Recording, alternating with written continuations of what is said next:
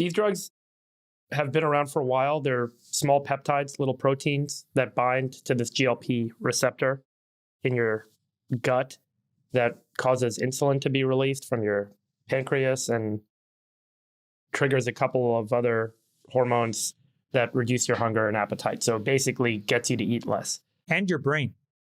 And your brain. And it's effectively a way to make you feel not hungry. And you can then run a calorie deficit. And when you run a calorie deficit, your body starts starving and starts burning other parts of your body besides the glucose it can get out of the stomach, where you would otherwise have food, and ends up in your blood.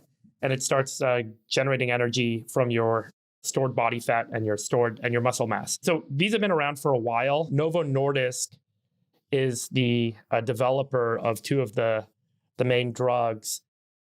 And here's a chart of Novo Nordisk's stock price. You can see that in the last 5 years, their stock has 5x'd. They've basically gone from, call it a $60 billion company to a $350 billion company in 5 years, largely on the back of the promise of this drug. So these drugs have been around for a while, and there's actually one that's been on the market for a long time, but it only causes 5% body mass loss, so 5% weight loss. So people are like, oh, it's not that great. It didn't really get widely adopted. Then this new class, they added a little side chain. They added another little molecule to the peptide.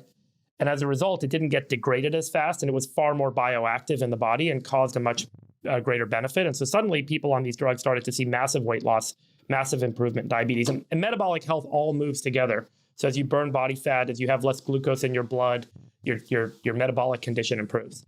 The problem is when you're starving normally, if you were to just stop eating, you would typically see that your body starts burning, first of all, the glucose, and then it burns off the glycogen in your muscles, which is the next energy store. Once that's gone, your body starts burning fat. And as it's burning more fat, it also says, hey, I need to get these other molecules, which I'm not getting just from the fat. I need muscle. And your body actually starts burning muscle. And that's how your brain gets energy that it needs when you're starving, is actually primarily from the degradation of muscle tissue. So normally, if you're just starving yourself, you'll see a ratio of weight loss where it's about 20% coming from lean muscle mass. In some of the studies that have been done on these GLP-1 agonists, we're seeing up to 40% of the weight loss coming from lean muscle mass being burnt off. So, Jason, I don't know if you've done a DEXA scan, because I think you've said publicly that you've tried it, right? I mean, you should check out what your lean muscle mass is versus your fat composition in your body. I don't know if you have it from before, but I have. And this has been one of the concerns. Obviously, if you're not working out and you're not doing what you need to eat protein and build muscle, you're going to be burning through a lot of that muscle mass. And so that's problem number one that's arisen that people are concerned about.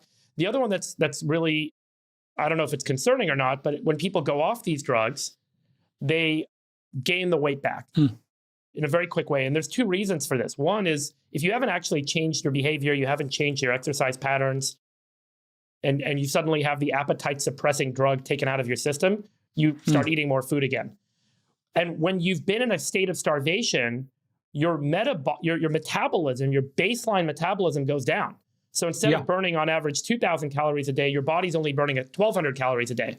So suddenly, if you go back to eating 2,000 calories a day, because you no longer have the appetite suppressor, you're going to reinflate.